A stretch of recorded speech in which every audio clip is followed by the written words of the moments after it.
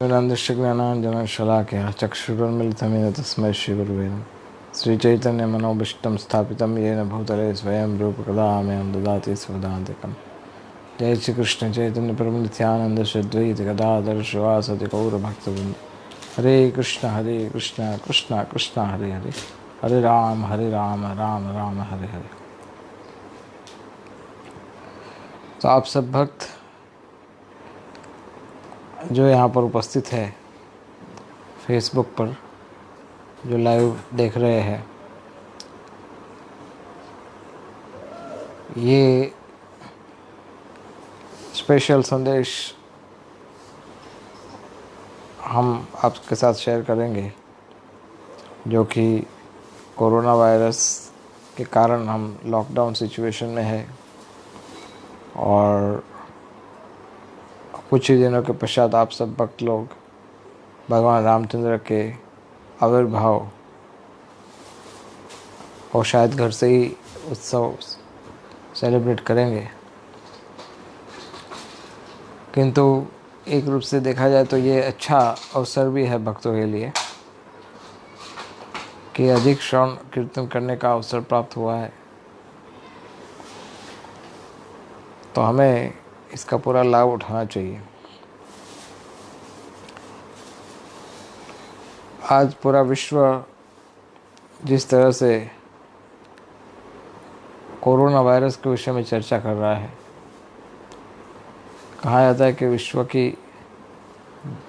20% आबादी आज घरों में लॉकडाउन है, पूरे विश्व की। तो आप ये अनुमान लगा सकते हो कि इसका कितना गहरा प्रभाव सारे संसार के ऊपर है।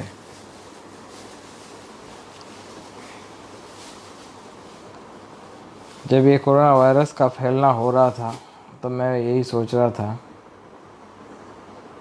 कि कुछ ही दिनों में इतनी बड़ी प्रसिद्धि प्राप्त करना, इतने लोगों के घर में पहुंच जाना, ये अवश्य ही कलयुग का दर्शन है।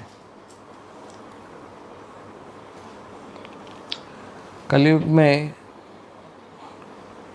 जो लोग हैं वो अत्यंत जघन्य कर्म करने वाले लोग होते हैं। जघन्य गुण वृत्तिस्था, जघन्य गुण वृत्तिस्था अतो गच्छन्ति तामसा। नूनम प्रमत्ते कुरुते विकर्मा।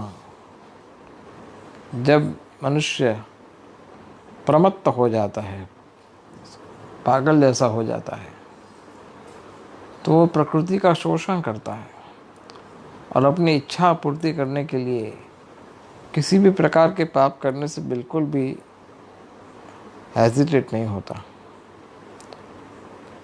और पृथ्वी जो है उसकी भी पापों का बोझा उठाने की क्षमता समाप्त हो जाती है।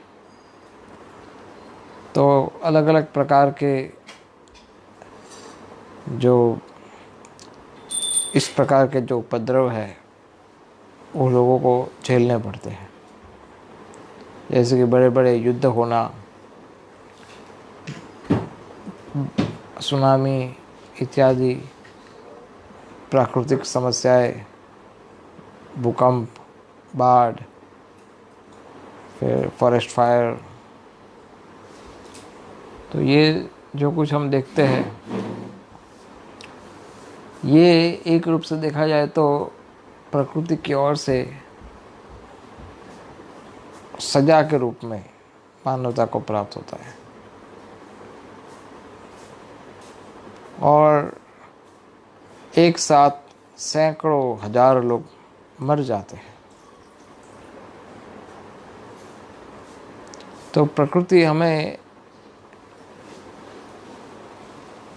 शिक्षा देना चाहती है कि तुम समझ लो कि अगर प्रकृति का शोषण करोगे और क्रूरता का सारी सीमा हटा दोगे और निरंतर पाप कर्म में लगे रहोगे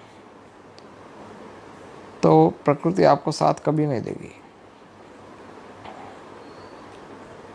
प्रकृति तभी साथ देती है जब आप धर्म के नियमों का पालन करते हैं। प्राचीन काल में भी इस प्रकार के लक्षण देखे गए थे। जब एक राजा था जिसका नाम था महाराज वेना। महाराज वेना इतना क्रूर बुद्धि का राजा था। बचपन में खेलते खेलते बच्चों की गर्दन मरोड़ देता था और ख़त्म कर देता था। जब वो राजा बना तो उसके राज्य में जितने भी प्रजा थी बड़ी अशांत, बड़ी चिंतित, बड़ी भयभीत, और पूरा राज्य जो था उसमें चोर उचक्के, लुटेरे, इन लोगों से लोग परेशान थे और सब प्रकार के पापों का आचरण होता था। तो प्रकृति ने अनाज देना बंद कर दिया था, मिनरल्स देना बंद कर दिए थे, पानी, शुद्ध पानी देना बंद कर दिया था। प्रकृति के माध्यम से जो कुछ भी प्राप्त होता वो सब प्रकृति ने बंद कर दिया था। तब फिर ब्राह्मणों की सहायता से वेन का संहार हुआ और पृथु महाराज राजा के रूप में घोषित हुए। पृथु महाराज को राजा बनाया गया। तब पृथु महाराज ने, जो कि भगवान के अवतार माने जाते हैं, तो पृथु महाराज ने प्रकृति को या पृथ्वी को डांट दिया कि तुम क्यों प्रजा का सहयोग नहीं दे रहे हो। तो प्रकृति ने कहा कि मेरा उपयोग, ये लोग मेरा शोषण कर रहे हैं, तो मैं क्यों इन सबको प्रकृति के रूप में मैं इनको क्यों सहायता करूं। यहाँ पर कोई धर्म के नियम का पालन नहीं कर रहा है, सब लोग केवल पापाचरण कर रहे हैं, तो मैं क्यों आपको उनको सहायता करूं। लेकिन पृथु महाराज ने उनको वचन दिया कि अब सब लोग अपने अपने धर्म का पालन करेंगे और शास्त्र के आधारित जीवन जिएंगे। तो जैसे ही पृथु महाराज के आदेश के और उनके प्रॉमिस के बाद प्रकृति ने सब प्रकार की सुविधा वापस देना शुरू किया। बिल्कुल उसी प्रकार से आज हम देख रहे हैं कि प्रकृति के माध्यम से ग्लोबल वार्मिंग, नेचुरल कैलामिटीज और आज नया जो चीज़ चल रहा है कोरोना वायरस, कोविड-19, तो ये बहुत तेज़ी से फैला हुआ ऐसा महामारी है कि जिसमें हजारों लोग मृत्यु को प्राप्त हुए। ऑफिशियल आंकड़ा जो भी है, अनऑफिशियल तो कोई बता ही नहीं सकता है कितने लोग मरे हैं इसके माध्यम से। ये कोरोना वायरस जो है कई बार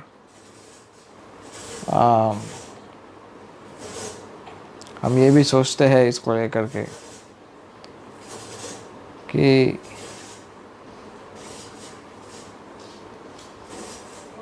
किस तरह से मनुष्यों को आज चेतना में कोरोना वायरस घुस गया है। एक भक्त को भी सोचना चाहिए कि हम निरंतर आज सुबह शाम दिन भर कोरोना वायरस के विषय में बातें करते हैं, चिंतन करते हैं, न्यूज़ पढ़ते हैं, सोचते हैं, क्योंकि सीधा हमारे जीवन को असर कर रहा है। इसी तरह से आज लोग कोरोना कॉन्शियसनेस बन गए हैं। बस हमें केवल ये कोरोना कॉन्शियसनेस का एग्जाम्पल समझ करके कृष्ण कॉन्शियसनेस बनना है। जिस तरह से हम निरंतर कोरोना के विषय में सोचते हैं, उसी तरह से मनुष्य को केवल कृष्ण को अपने मन में रखना चाहिए। और ऐसा नहीं है कि भक्तों को डर नहीं लगता है, भक्तों को डर लगता है, कोई इतने बड़े तेज भक्त नहीं होते आज साधारणतया कि किसी को कोई डर नहीं लगता। भगवान की कृपा भक्त पर अवश्य होती है, लेकिन भक्त भी मूर्खता का प्रदर्शन नहीं करते। तो जो कुछ सरकार के द्वारा जो नियम लागू किए जाते हैं, वो सब नियम को तो हमें डिसिप्लिन के माध्यम से पूरी तरह से इसको फॉलो करना चाहिए, क्योंकि उद्देश्य केवल एक ही है कि जितना हो सके उतने कम लोग इससे प्रभावित हो। एक ऐसा वातावरण चाहते हैं लोग आज कि रूटीन लाइफ उनकी वापस आ जाए। ये रूटीन लाइफ वापस आने में केवल एक भय है। क्या भय है? कि लोग आज इस वातावरण में कुछ अंश पर भयभीत है, लेकिन वापस उनका भय चला जाए और फिर से अगर वो पाप आचरण में जुड़ गए तो आज कोरोना है तो कल कोई दूसरा कुछ आ जाएगा और ये श्रृंखला कभी ख़त्म नहीं होगी। हम इस चीज़ को गंभीरता से लेने का प्रयास करना चाहिए कि प्रकृति कितना बड़ा चांटा मार रही है मानव समाज को। आप सोचिए कि कितनी शक्ति है। एक देश का प्रधानमंत्री एक देश पर अपनी हुकूमत बता सकता है, अपना नियंत्रण बता सकता है, अपना राज्य बता सकता है, अपना शासन कर सकता है। लेकिन ये एक ऐसा वस्तु है, कोरोना वायरस एक ऐसी वस्तु है जो विश्व के सभी राजाओं को घुटने पे ला दिया है एक साथ, और सब लोग इसके सामने हेल्पलेस हो गए एक साथ विश्व में। शायद आपके या हमारे इतिहास में ऐसा पहले कभी नहीं हुआ कि जब एक ही समस्या से संसार के सब लोग परेशान हो, और इतनी हद से परेशान कि वो अपने घर से बाहर नहीं निकल पा रहे। तो हम ये समझ सकते हैं कि मनुष्य जो है वो भगवान के सामने, प्रकृति के सामने, जो सर्वश्रेष्ठ सत्ता है उनके सामने विवश है। इसलिए श्रेष्ठ यही है कि भगवान की शरण में रह कर के अपने निजी कर्तव्य का पालन करना चाहिए। विशेष करके भक्तों का ऐसा सोचना चाहिए कि ये नहीं सोचना चाहिए कि मैं तो कृष्ण का भक्त हूँ तो मुझे तो कुछ नहीं होगा। नहीं, कृष्ण का भक्त हो या नहीं हो, भगवान आप पर कृपा करेंगे क्योंकि आप उनके शरणागत हैं। लेकिन भगवान आपको अपनी खुद की गलती के सामने कुछ नहीं करने देंगे। अर्थात अगर हमने कोई गलती किया है, जानबूझ करके हम कोरोना वायरस के सामने जाते हैं, तो वो गलत है। कृष्ण जो हमें सिखाते हैं वो यह सिखाते हैं कि मेरे शरणागत हो जाओ और जैसे मैं कहता हूँ वैसे करो। इतना करोगे तो मैं तुम्हें सब प्रकार से सुरक्षा का वचन देता हूँ, वरदान देता हूँ। रामचंद्र भगवान ने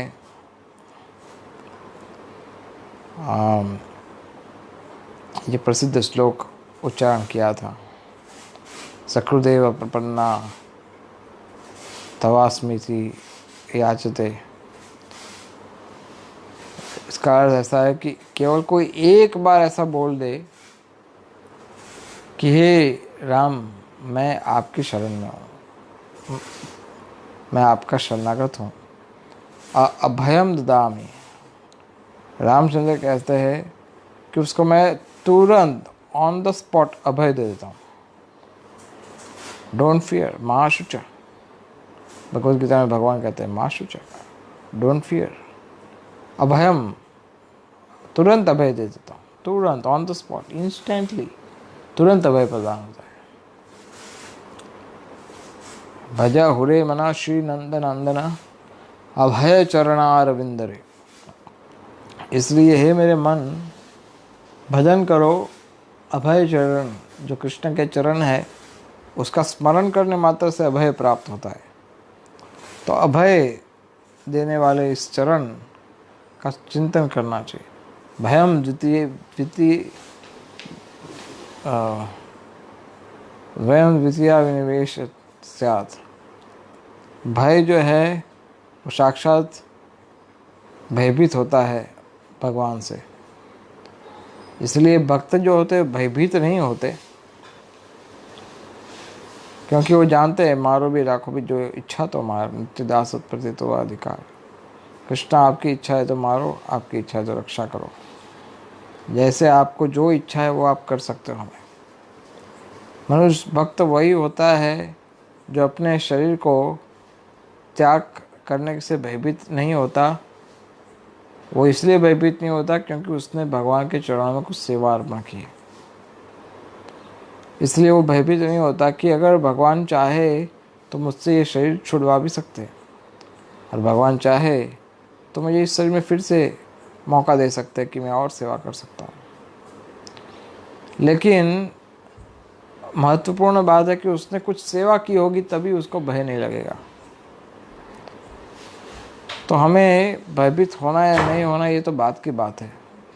कम से कम ये तो हम सोच ले कि हम सेवा अर्पण करें भगवान को हमारे शरीर के माध्यम से, और जो सेवा करेंगे तो सेवा के कारण स्वाभाविक रूप से आप अभय प्राप्त करोगे।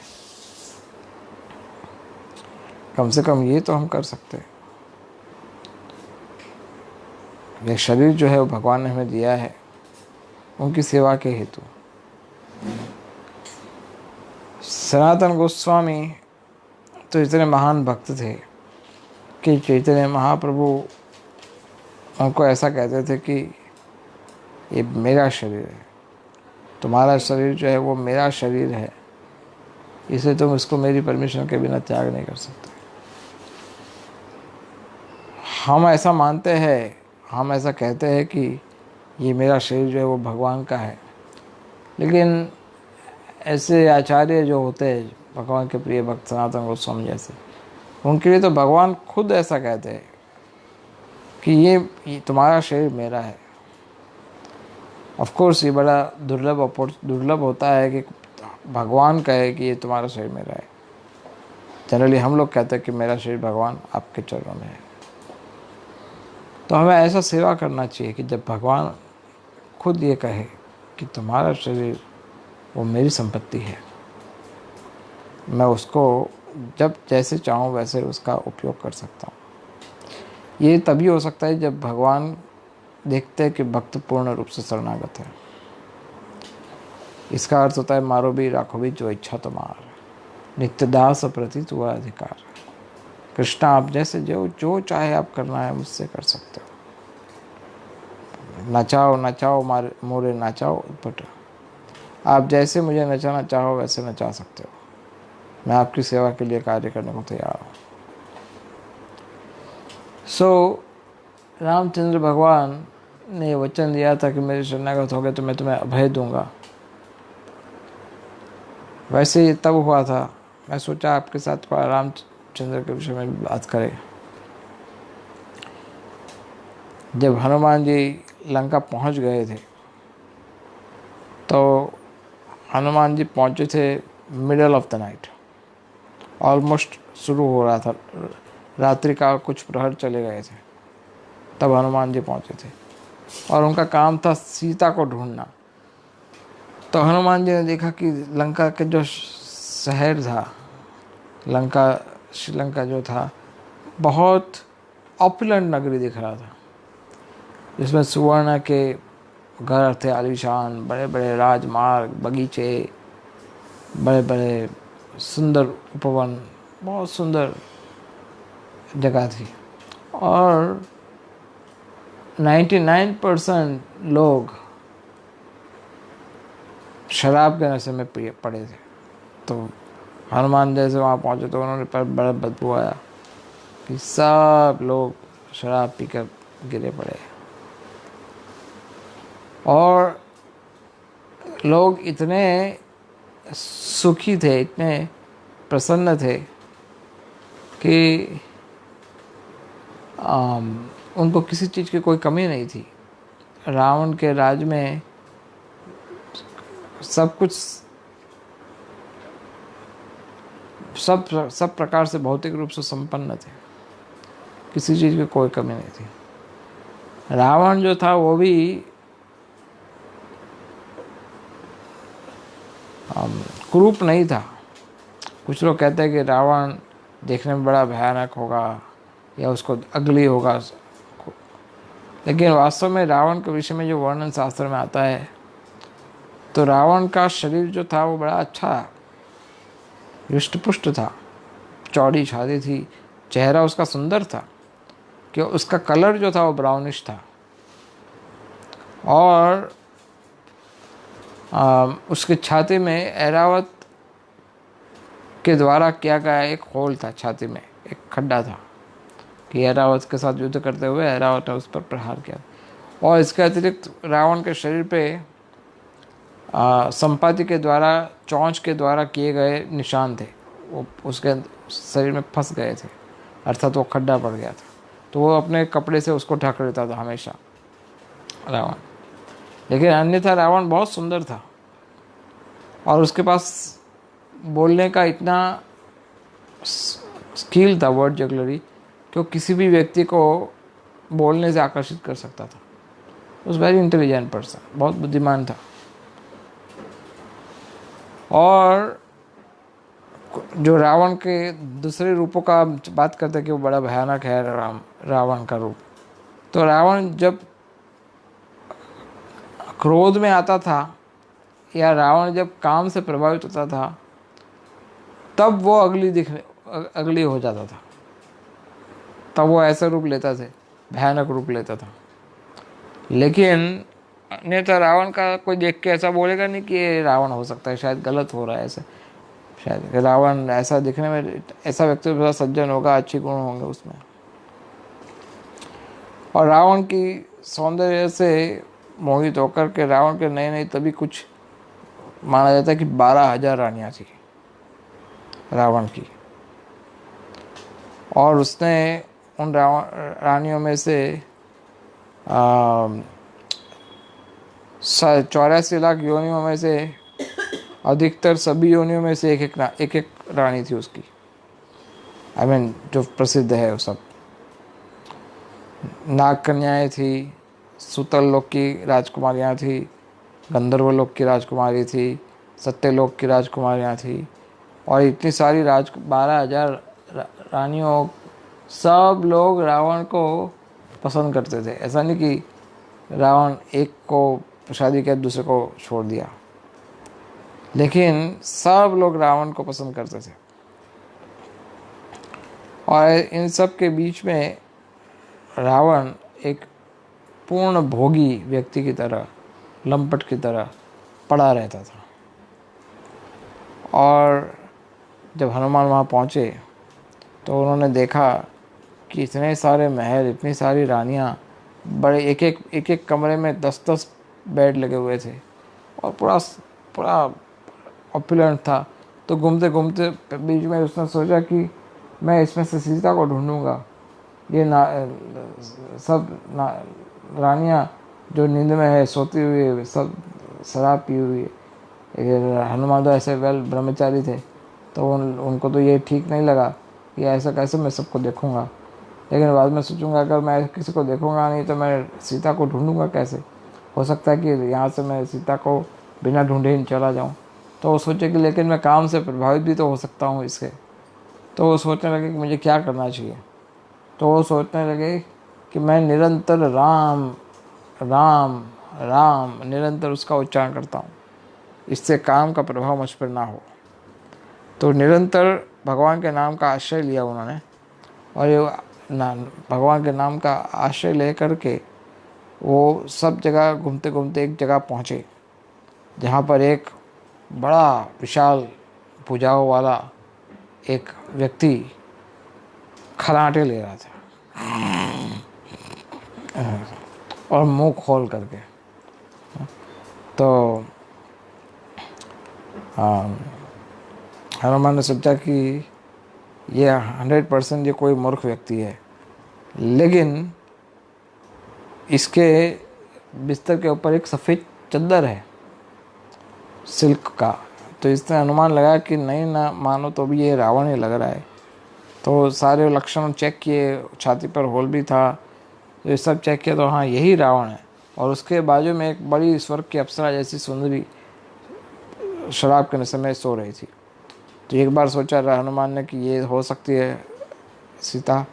बाद में बोला कि मैं ठहरा तो मंकी, वानर मूर्ख हूँ, सीता कैसे हो सकती है। और सीता तो कोई स्कीनी, कोई दुबली, कोई हड्डियाँ दिखे ऐसी, और कहीं पर विरह, राम के विरह में मरने को पड़ी होगी, यहाँ पर कैसे है, तो पति सती स्त्री है। तो सब मिलाकर के ऐसे घूम फिर करके वो बाहर निकल गया। बाद में हनुमान जी ने ऐसा सोचा कि अब क्या करूँगा, कैसे जाऊँ वापस, क्या बताऊँ सबको। अंगद तो बोल रहा था कि हमने सीता को ढूंढा नहीं, तो हम लोग यहाँ पर जल समाधि ले लेते हैं, हम राम के पास नहीं जाएंगे। और मैंने उसको रोका कि नहीं नहीं ऐसा नहीं करना चाहिए, हम लोग हार नहीं मानेंगे। लेकिन आज तो मेरे ही लेने के देने पड़ गए, मुझे ही शायद अंगद के पहले मुझे ही जल समाधि लेना पड़ेगा। अगर मैं जाऊँगा वापस तो अंगद मुझे छोड़ेगा नहीं, अंगद मुझे मार देगा। अंगद नहीं मारेगा तो सुग्रीव मार देगा, अगर सुग्रीव नहीं मारेगा तो मैं राम के पास जाऊंगा तो मैं खुद ही लज्जा से मर जाऊंगा कि कैसे मैं राम को अपना ये चेहरा दिखाऊं कि मैंने उनकी सेवा नहीं की।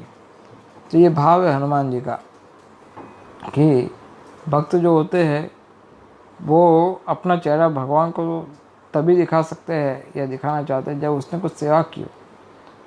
अर्थात कहने का अर्थ है कि वो निरंतर ये सोचते रहते कि मैं कैसे भगवान को प्रसन्न करूं। वो लज्जा का अनुभव करते हैं अगर उनसे कोई सेवा नहीं होती है तो। और ये अनुभव करना भी चाहिए कि मैं अगर भगवान को प्रसन्न नहीं कर पा रहा हूँ तो ये मेरे लज्जा का विषय है। तो हनुमान जी सोच रहे थे कि मैं कैसे क्या करूँगा, लेकिन तब बाद में उन्होंने इसके बीच में ऐसा भी माना जाता है कि हनुमान जी ने विभीषण का मिलाप हुआ था, और विभीषण ऐसा एक घर था जहाँ पर राम का नाम उच्चारण हो रहा था। तो हनुमान चौंक गए कि ऐसी जगह पे जहाँ सब कुछ राक्षसी असुरी है, वहाँ पर ऐसा कैसे संभव हो सकता है। लेकिन इतना सतोगुणी वातावरण विभीषण के घर में, हाउ इट इज़ पॉसिबल। तो गए और विभीषण से दर्शन किया। लेकिन जब बाद में वो जा रहे थे तो उन्होंने सोचा कि उनकी दृष्टि हुई अशोक वाटिका के ऊपर। कुछ लोग कहते हैं कि विभीषण ने उनको पता भी बताया था, लेकिन ये अशोक वाटिका का हनुमान जी को इसलिए दृढ़ विश्वास हुआ क्योंकि जब रावण ने सीता का हरण किया था तो पंचवटी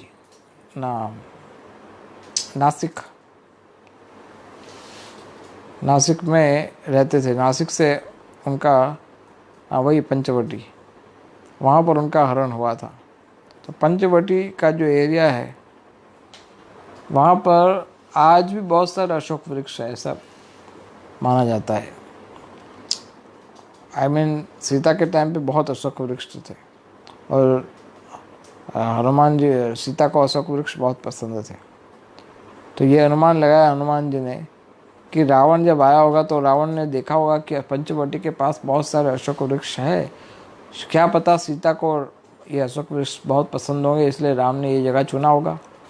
तो ये सब सोच करके उन्होंने ऐसा अनुमान लगाया कि अवश्य ही यहाँ पर सीता को रखने का चांसेस ज़्यादा है क्योंकि यहाँ पर बहुत सारे अशोक वृक्ष है। तो अशोक वाटिका, अशोक वृक्ष में क्या बोलते हैं आप उसको, आसोपालो, तो अशोक वृक्ष, तो वहाँ पर गए वन में और हनुमान जी पहले जो उन्होंने सोचा भी था कि मैं रावण को ख़त्म कर देता हूँ और सीता को उठा करके वापस ले जाता हूँ, बात ही ख़त्म, खेल ख़त्म, क्या झंझट ये सब। लेकिन बाद में सोचा कि नहीं नहीं, ऐसा नहीं करना चाहिए, सारा खेल बिगड़ जाएगा, मारना हमारा काम नहीं है। पहले मैं समझाऊंगा, रावण इतना बुद्धिशाली व्यक्ति है, मैं इसको समझाऊंगा कि अगर वो समझ जाए तो बिना युद्ध के ही ख़त्म हो जाता है बात। तो रावण गए सीता के पास और फिर बाकी आगे रावण ने अशोक वाटिका तो हनुमान ने उजाड़ दी, अशोक वाटिका, लंका को जला दिया, रावण को समझा, ये सब नहीं हुआ, कुछ सफल नहीं हुआ। लेकिन जब राम पहुंच गए लंका के सामने, तब विभीषण और रावण के बीच में बड़ा टकराव हुआ और रावण बहुत क्रुद्ध हो गया विभीषण के ऊपर और उसको निकाल दिया अपने शासन से बाहर। और विभीषण जाकर के सीधे राम के शरण में चले गए। कई उनके मित्र थे, उन लोगों ने मना किया, राम के मित्र सुग्रीव, लक्ष्मण और बहुत सारे ऐसे लोग थे, में सुग्रीव, फिर अंगद, ऐसे बहुत सारे वानर थे। उन लोगों ने कहा कि ये शत्रु पक्ष से आ रहा है, इसलिए इस पर विश्वास नहीं करना चाहिए। सुग्रीव ने कहा ये हो सकता है ये हमारा भेद जान ले, इसलिए इस पर विश्वास नहीं करो। लेकिन विभीषण ने कहा कि मैं आपकी शरणागत होना चाहता हूँ, मैं आपकी शरण में हूँ, हे प्रभु। तो फिर भगवान ने ये श्लोक बताया सुग्रीव को कि देखो, जो एक बार ऐसा बोल देता है कि मैं आपकी शरण में हूँ, मैं उसको अभय दे देता हूँ।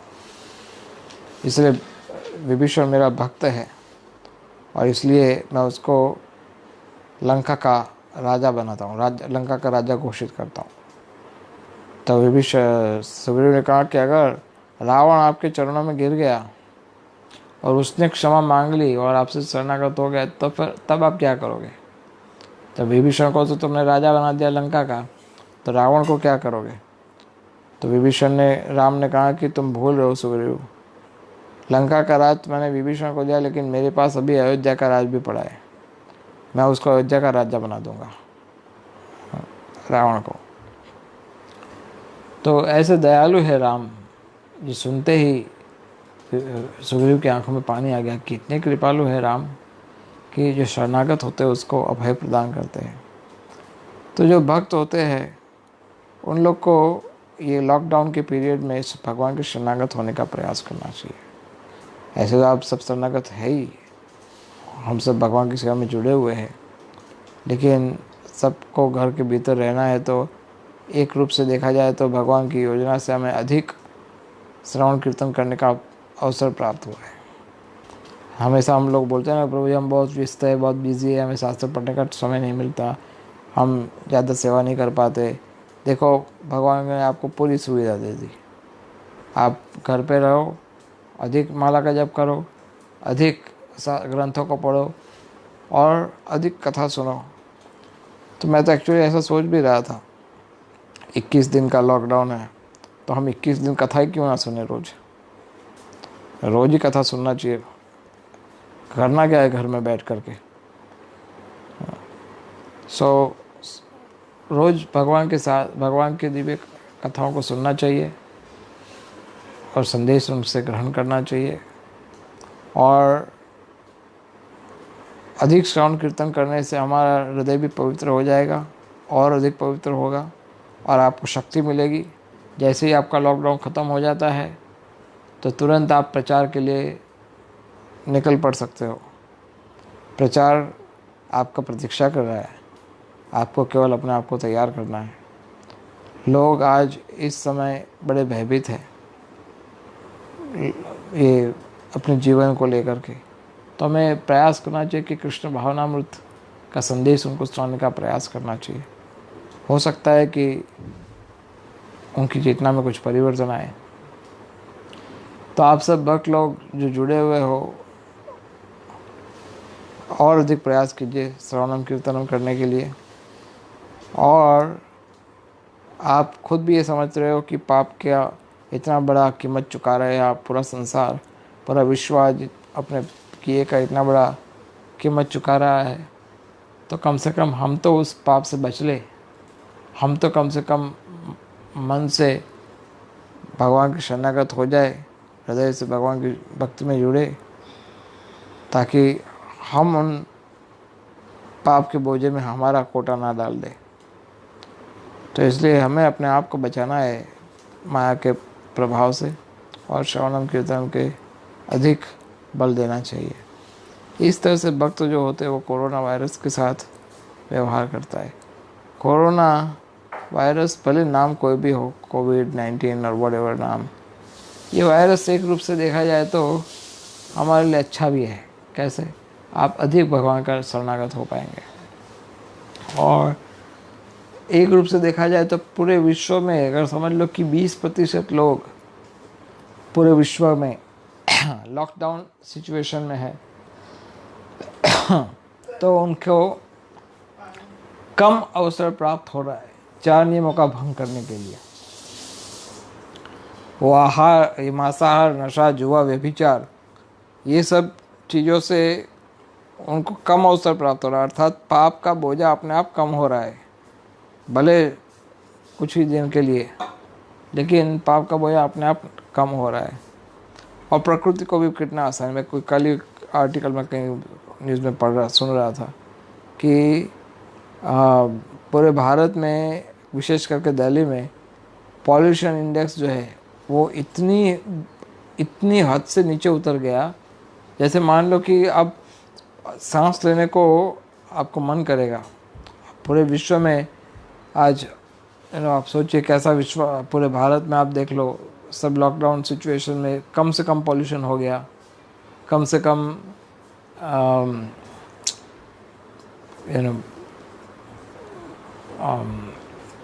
पाप हो गया, कम से कम सब कुछ कम हो रहा है। तो एक रूप से देखा जाए तो ये अच्छी सिचुएशन है, लेकिन ये तरीका नहीं है। ये ऐसी सिचुएशन आ सकती है, लेकिन कोरोना के कॉन्शियसनेस से नहीं। ये भय से शरणागत होने वाले या भय से सुधार का, हमें प्रेम से सुधार चाहिए। और ये तभी संभव हो सकता है कि जब हम प्रचार करें, लोग कोरोना कॉन्शियसनेस को छोड़ करके कृष्ण कॉन्शियसनेस बने, और धीरे धीरे लोग धर्म के नियम का पालन करें, और इस प्रकार के आने वाले सब प्रकार के जो संकट है उससे आगे जाके भी बचते रहे। तो इस तरह से भक्त लोग इस समय का सदुपयोग करना चाहते हैं। बैड बार्गेन, बेस्ट चूज़ करने का प्रयास करना चाहिए, बैड बार्गेन का।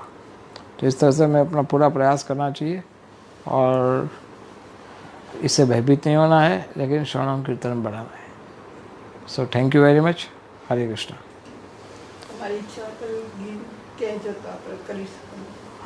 हरे कृष्णा। ठीक है, ओके। अगर किसी को कोई प्रश्न है तो आई डोंट नो।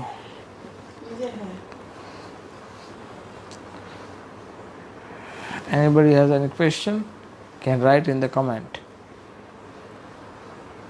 कथा कर देना, हाँ प्लीज।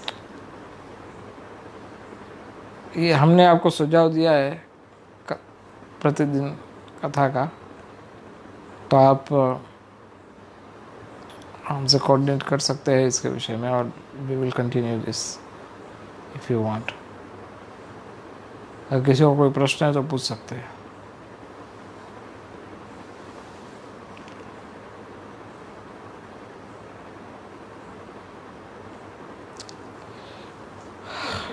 No question.